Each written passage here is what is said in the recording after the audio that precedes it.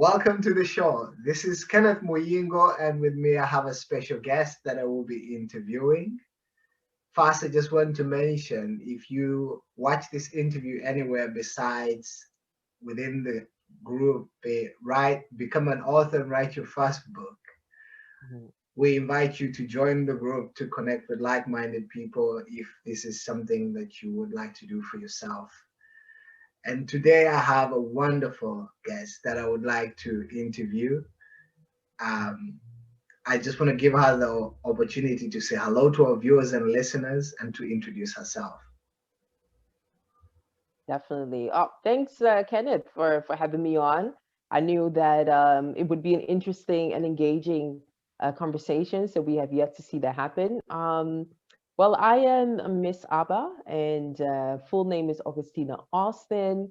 I am a music artist, a radio personality, and broadcaster, and brand and communication strategist. What I do via my company is I help companies elevate their brand, predominantly in African and diaspora markets from the West African. And I myself am hailing from Ghana.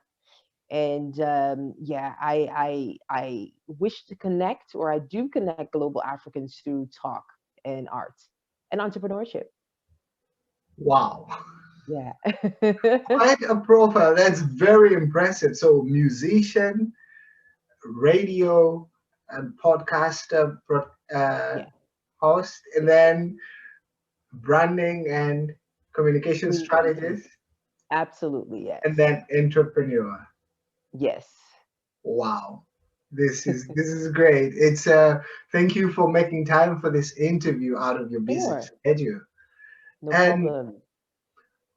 so you have told us about what you do and where you come from. Yeah. If Yeah. somebody's watching this interview and they would like to know more about Miss Abba, what can you share with them besides what you do and where you come from?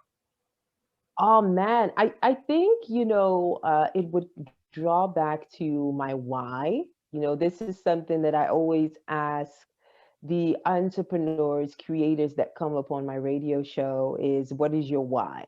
You know, and the reason why I ask this question is there are so many titles that you could take on. Of course, it could range from being a mom, a dad, or a sister, whatever, to whatever CEO position that you might have. But at the end of the day, it's your why that's going to drive you. And it's going to ensure that even when maybe one business idea or one concept that you initiated collapses, you Yeah. could still find something new to do. So I would definitely break it down as to one that is very close to me. I love colors. I'm extremely artistic, because I'm a musician as well. Anything that deals with sound and arts, especially coming from West Africa, is something that makes me blossom. Also, connecting people. I say this because alongside everything I do, I am truly interested in people's stories. Probably one of the reasons why I do broadcasting. Yeah. And not just having the interest out of curiosity or to, fetch it for a business opportunity, but really look at what drives people and Yeah. what are the stories that should be highlighted and told. And Yeah. wherever I am busy and I say, hey, this is another world that you should definitely connect to, I make the needed connections. And that is what drives me. Wow. That is Yeah. that is powerful. You were just sharing about your why and just my mic Yeah. dropped. But It's very it's important. that's I think most people from in today's world, most people are focused so much on what they're doing. Oh, But yeah. yeah, but I think if we rather focus on why, then whatever we do becomes more Yeah. impactful if we know why we're Absolutely. doing it. Absolutely. I Yeah. side with that 100%. And so you mentioned colors, art, sound, music, people. This Yeah. is this is just, I mean, the whole spectrum of life, if I could say it like Right. Right. that. And What inspires you? Oh, that's a good question. I think that if I am to dive into what inspires me on a daily is, again, connecting to stories, and especially the stories of people, because almost every week I engage with people on my show. This is something that started from my journey in broadcasting. Ah, In 2011, I interned and I came in as a writer for This is Africa slash Ghetto Radio, which was at that time a radio station which was very prominent in Kenya. ah, Really highlighting youth culture and all of that. And I started my journey basically writing the stories that I was looking for. ah, At the time, I was looking for, as a young student, you're looking for a platform ah, or something that you could find on a daily and read about that connects to where you come from, your Africanness, your language, your heritage. Um, and that could relate to where you come from, and there wasn't so much out there. It wasn't as buzzing as it is now, because now Africa's the future. Everyone else understands what the artistic and entrepreneurial value of Africa is, or they're ah, starting to understand it more. But back then it was really the really start of this international wave, and really unveiling the stories that needed to be highlighted. Because basically, how I entered into this world of writing and broadcasting and reporting, a sort of journalistic journey, was that throughout my reporting, and this was at a particular diaspora event, I think it was Barcelona, and there was one, ah, artist that I was talking to. He was very prominent in his field, and he said the reason why Africans are behind is because we miss the celebration part of our stories. We don't celebrate ourselves enough. You ah, know, we don't highlight it.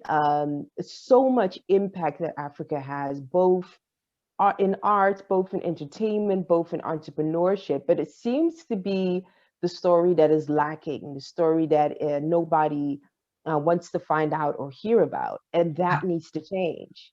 So I really took it upon myself, based on that conversation that I have, to say, you know what?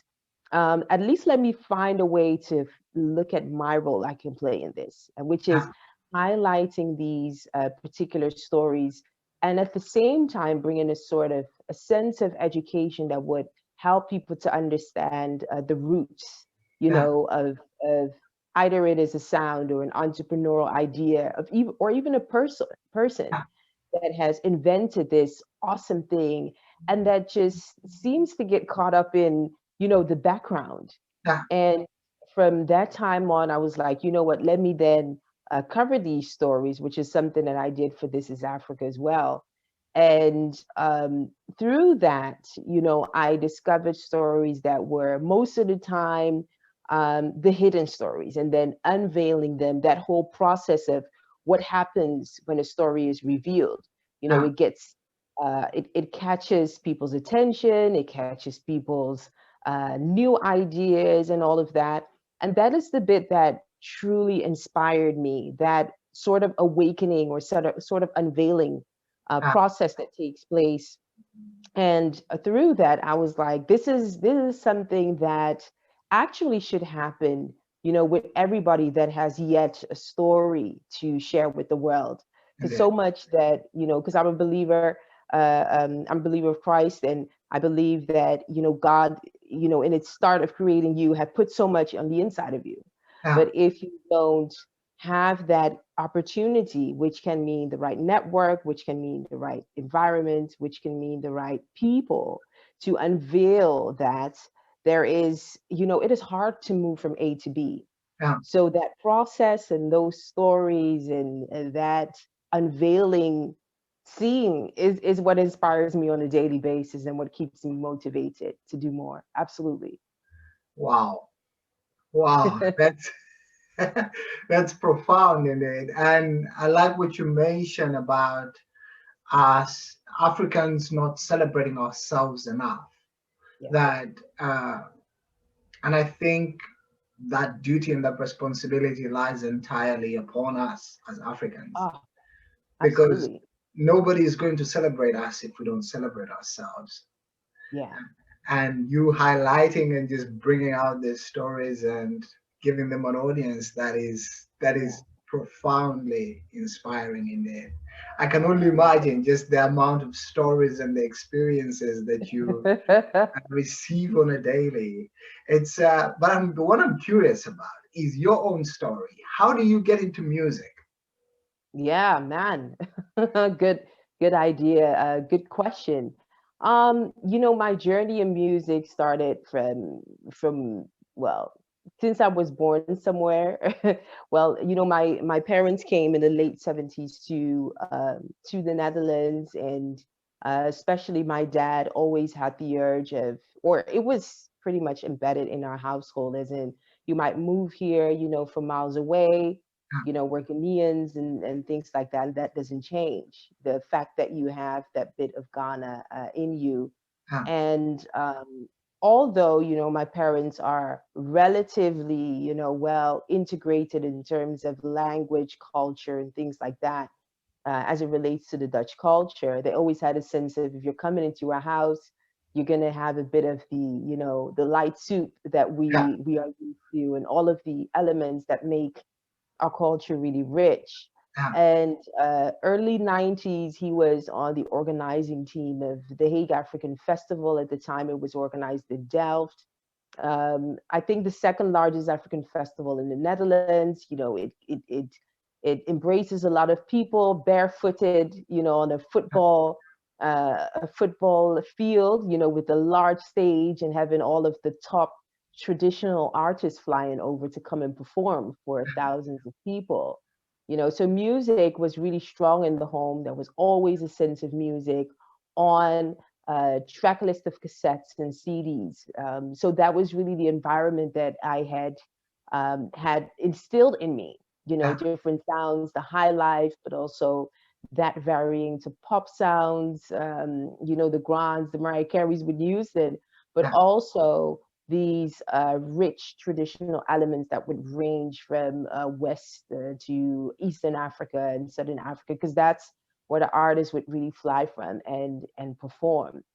So with that said, my journey started in dance. My mother put me and my sister on dancing at an early age, and of course it catches back to every time when people visit, at your house, in my parents' home, playing the music, being dancing on the rhythms. So the music is just on rotation, yeah, in your house.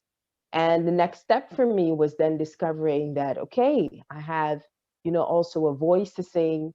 That happened in my teens. And one thing that's always nice is if you go to an yeah, African church being known for being loud and, never lacking drums and instruments and stuff.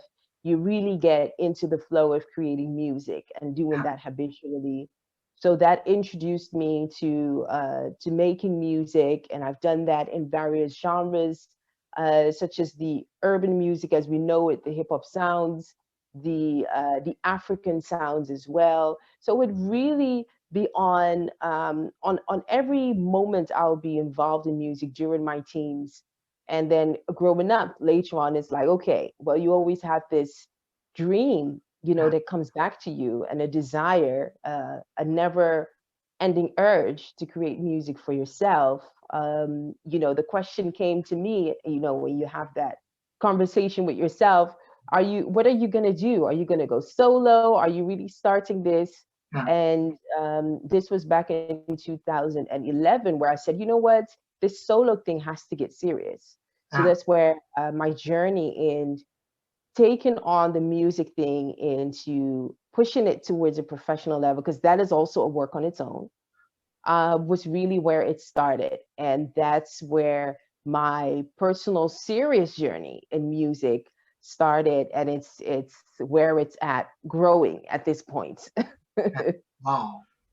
That's so it just sounds like you were born into music. It was just all around you that you could just not Absolutely. Get It was away from absolutely it was there. My dad really brought that element.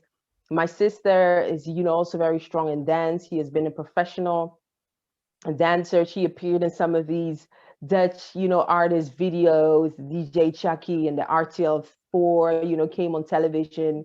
So she really took that to play. My sister was always on the piano. I am, also sort of on the piano, but then taking it to a guitar. that. And then I also noticed I have cousins, two of them cousins, that recently dropped the single and they had it on Spotify. Oh, My other cousin is within the Dutch rap scene. He is responsible for starting one of the most successful artists now. He is behind the artist Frenna and all of them.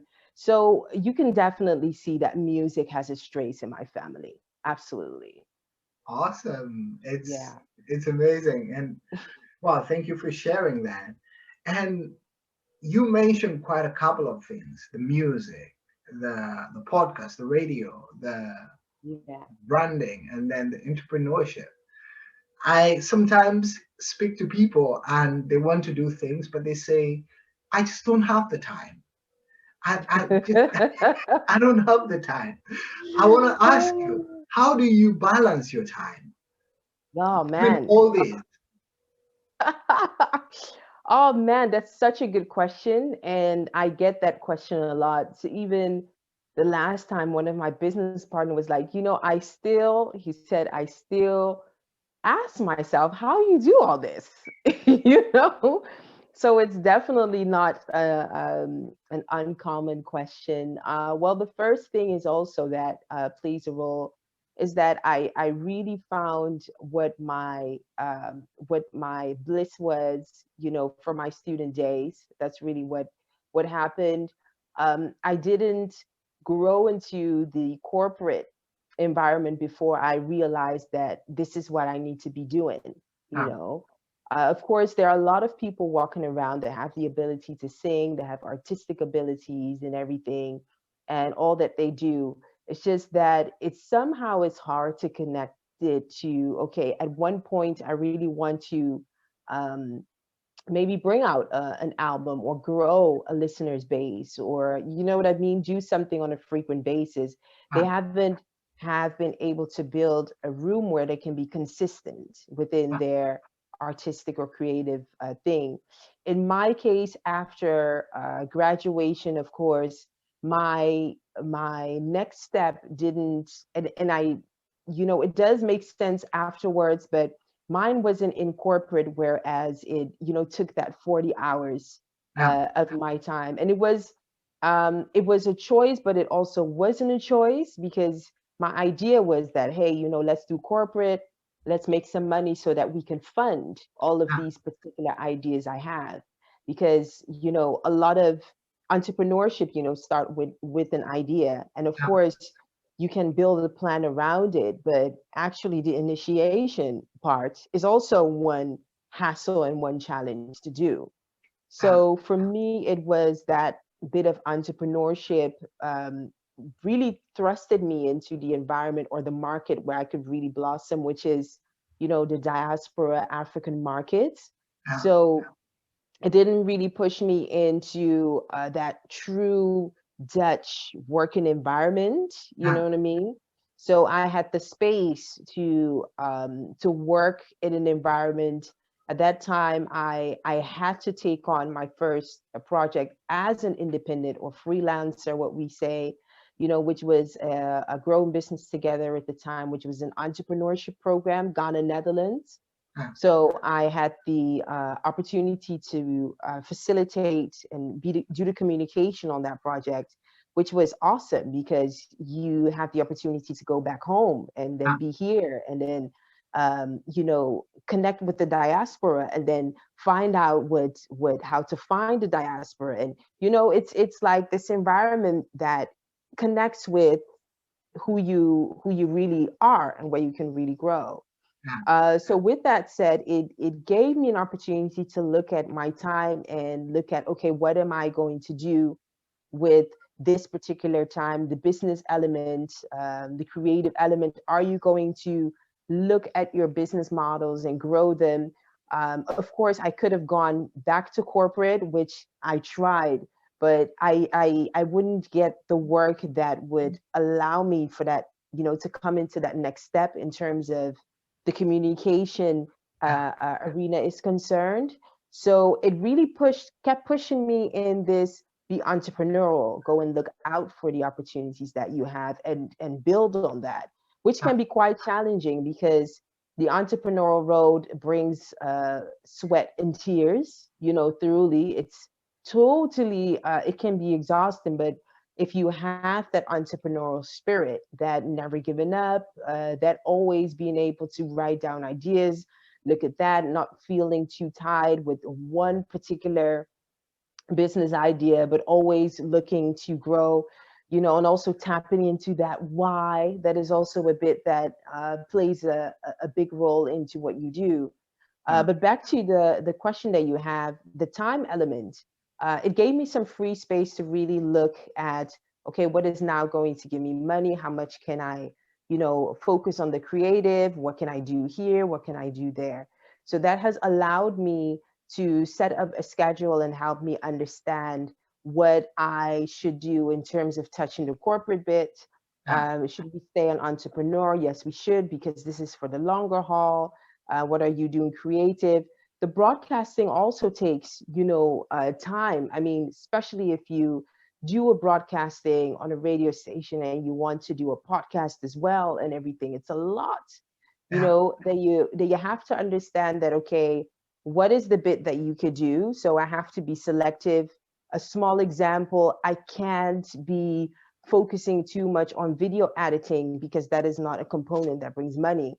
Yeah. So what I can focus on is the podcast. So once we have aired live, bring out the session, on a podcast platform, Yeah. and then reserve all of the video content for a time when I can actually hire somebody Yeah. or an intern or someone like that to actually take on that role so that it could support what you do, because that broadcasting bit also for people like yourself and others is like a slow something that slowly can add to your brand and bring about the monetizing at the end. So it's Yeah. not something that you should forget. So the timing thing, it is still a challenge. I still listen to podcasts as to how to how to spend your time smart, because it's always, you're constantly evolving, something new comes, you have to make a selection. Will you accept a particular invitation or not? Yeah. So the time management is something that I'm improving on a weekly basis. Yeah. So in short, that's really how I was able to put things together and grow into how I am navigating through my schedule now. Wow. Yeah, That's impressive in it. yeah, So in a way, the not getting into the corporate space after school was sort of like a blessing in disguise, right? it was that full on 40 hours. It was. Yeah. It was. Absolutely. In my case, it was. Yeah. Yeah. Very nice. It's Yeah. thank you for sharing that. And so the if somebody is watching us, for example, Yeah. and they're in corporate right now, and they Yeah. feel there's something I really want to do for Hmm. myself. I want to explore entrepreneurship opportunities for myself. What can you Yeah. share with them knowing what you know? Oh man. Well, the first thing is first thing I truly know is that you have to make steps and knowing how much it costs. You know, if you're going to go on an entrepreneur road, and that is something maybe a lot of young people have, or maybe a lot of female entrepreneur have, sometimes um, overlooking the calculating the steps part. And Mm. that is not bad. It's just something that if you find yourself in this, you have to find ways to improve that area. It's all about strengthening your weaknesses, and that is something that I also had to work on. And understanding that the first thing is that you have to eat. That is the first thing that you really have to understand. And this goes on for especially the people in the creatives. Not everybody has the opportunity to have different, they have this saying, don't lay your egg in one basket. Not yeah, everybody has the opportunity to make money both out of entrepreneurship and then the music and then all the other things. So some people really have a full on, music or creative focus. yeah, So one of the things that you definitely have to have is, number one, you have to have your minimum, at least your minimum source of income, so that you could freely move into the space of the entrepreneurship world. Or else you'll just act out of hunger. You'll act out of, just you'll make random moves that doesn't consider a through thought process. yeah, You yeah, know, so a good example is that is one that I had with my vocal teacher, and she's one, she's graduated in music. That is a full-on creative, and how she makes ends meet is, teaching music, and she understands the fact that, hey, this is what I have to do to ensure that my expenses are paid, yeah, and that allows me to really think of my next project and what I can do next. So having that said, for people in corporate, everyone's entrepreneur journey starts from a different road. I speak to a lot of people that have been able to start in corporate for a full-on 3 to 4 years before they even started in their business, yeah, where their business has been able they have been able to make the needed connections and to ensure that they make a mark on their audience or target group, so that they know once the business start that they are there for service. yeah, One thing that you should also understand is that the entrepreneurship, the goal should definitely to do it full on, and to be able to pay out yourself, yeah, that you will be able to give yourself a good salary because you deserve it.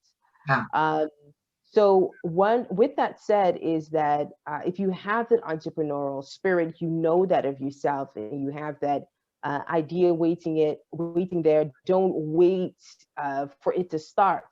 Just plan your way before you put the full focus on. Having in mind that you have to eat. The first primary focus in your family, they should have provisions that is taken care for, and yeah, then you look at how can I start lean in my business. One thing that throughout the entrepreneurship courses has always been highlighted: starting lean.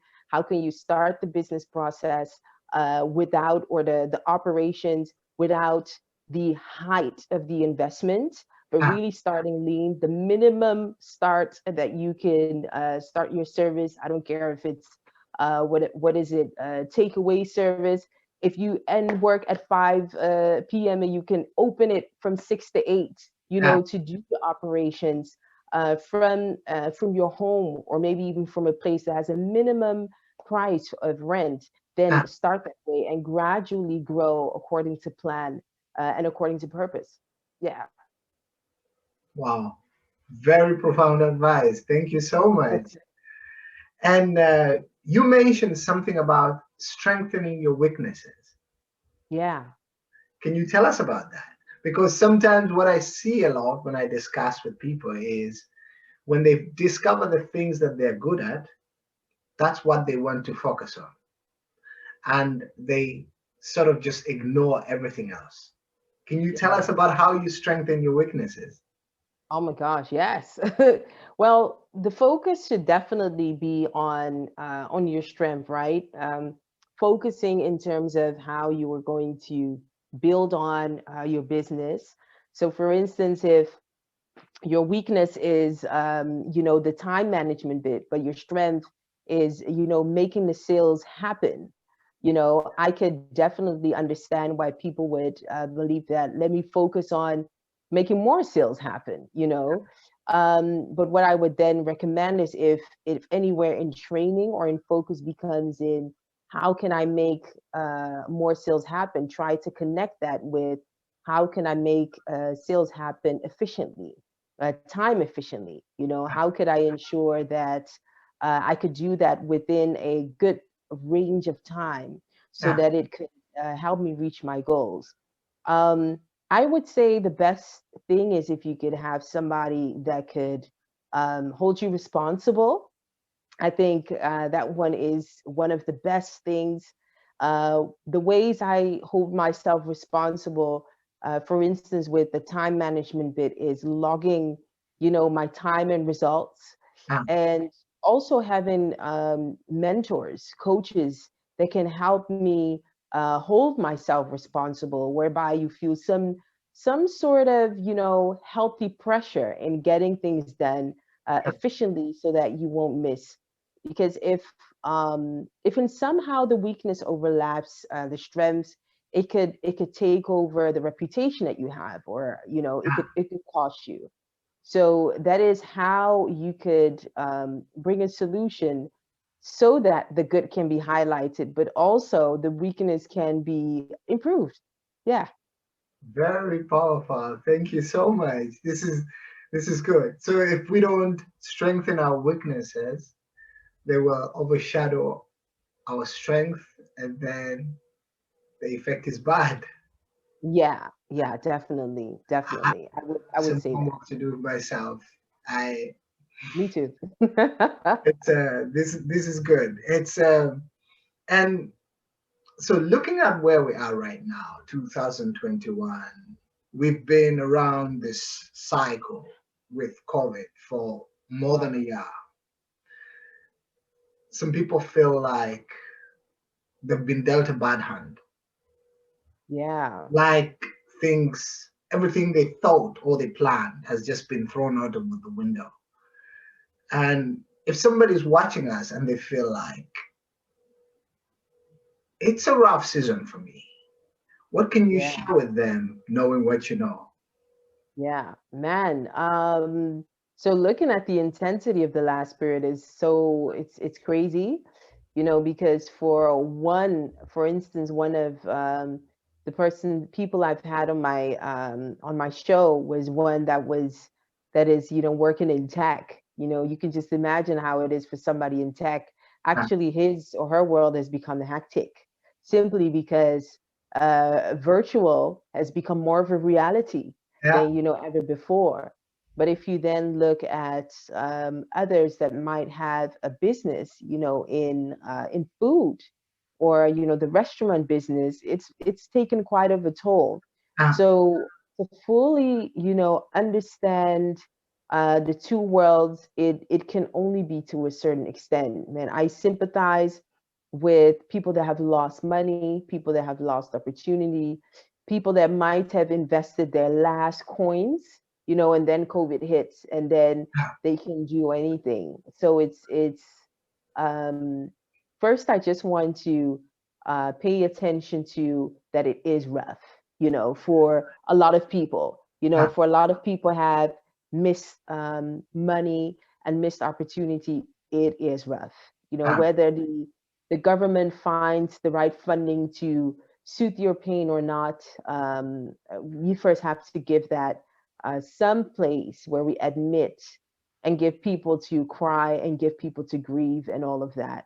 ah, And with that said, me also paying more attention to the mental part, because I've had these days doctors on the show that also talk about, there is a mental component for people that are having it rough, that ah, are going quite through it, sometimes not even realizing they're burned out, they haven't have hope, in quite a while. Their whole world has been turned upside down, ah, and really not knowing what to do. So it is there. It needs to be handled. It needs to be, people, we have to admit that it's there. Um, what my idea is, based on my conversations, and again, connecting to stories that have helped me to relate to people that have somehow found their solution, or somehow have been able to re strategize. One of the things that I would definitely recommend is really find that place to grieve, to cry, and to have that stress, mm, to really let out that stress and feel the pain. That yeah, is one. One thing that I would also is, whenever you can, and I know for families it's hard, especially if they are on rotation taking care of kids, but Yeah. to also allow a consistent space and time where you allow yourself to breathe, release the tension, the energy coming from that.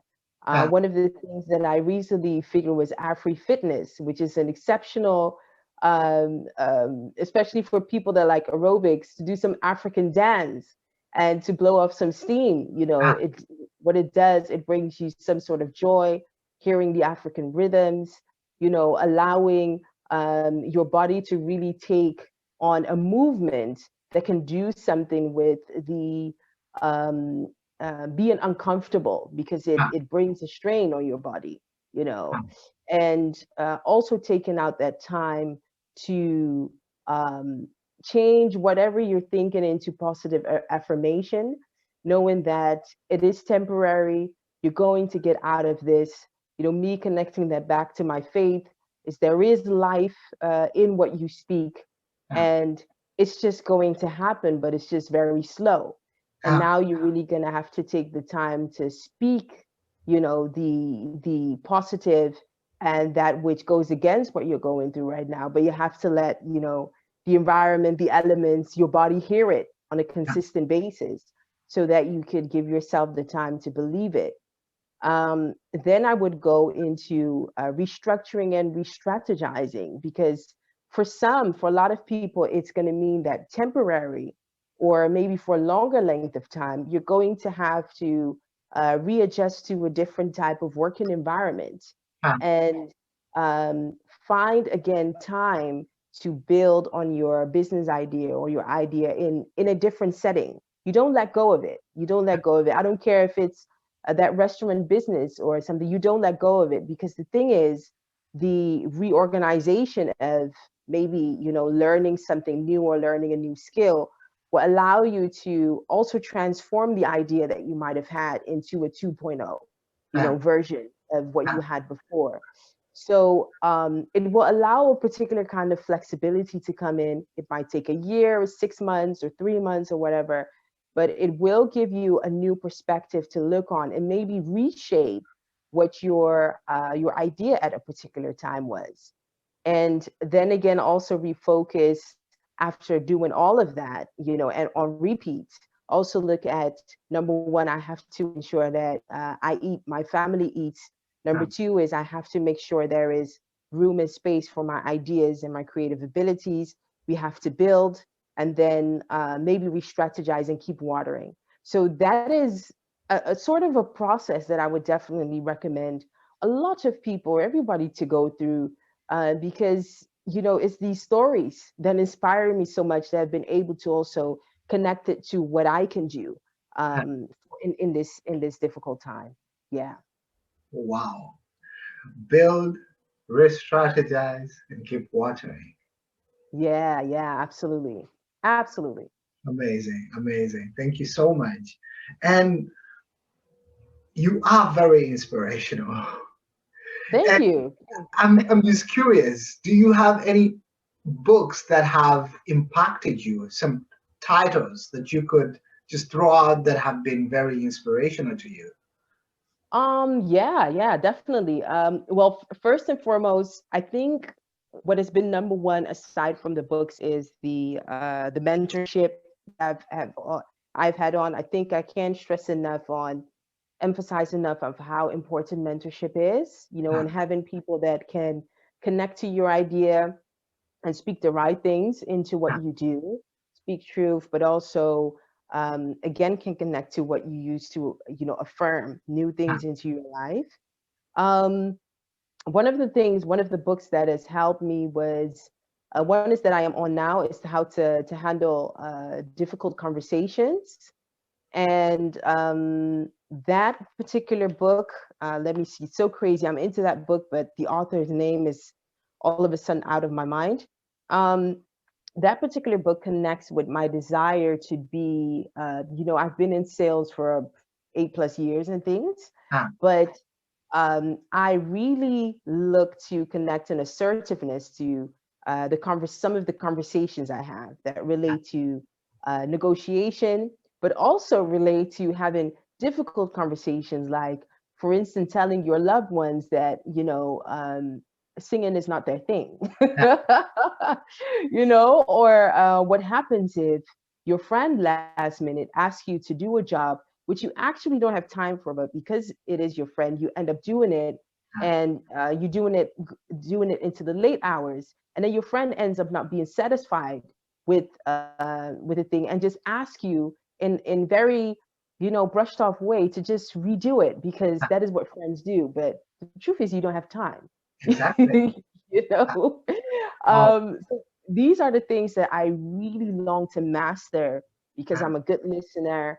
I'm good with sales. I know how to kind of navigate with the good conversations, but these type of conversations uh, still seem to be difficult. So it enables me to understand the psychology of people, and also being able to dissect conversations. Some of the conversations aren't personal, you uh, know what I mean? So um, yeah, that's really a book that I am on. There's also one that Nice Girls Don't Get, the Big Office, something like that is the title because I've been reading it in Dutch, so uh, that's why I don't know the precise title. That also deals with women entrepreneurs, because I read that book, or I was on that book because in my working journey, I'm very entrepreneurial, have different ideas, I'm very helpful, I listen and all of that, but I got into the point whereby I was um, actually referred to by a director as too humble.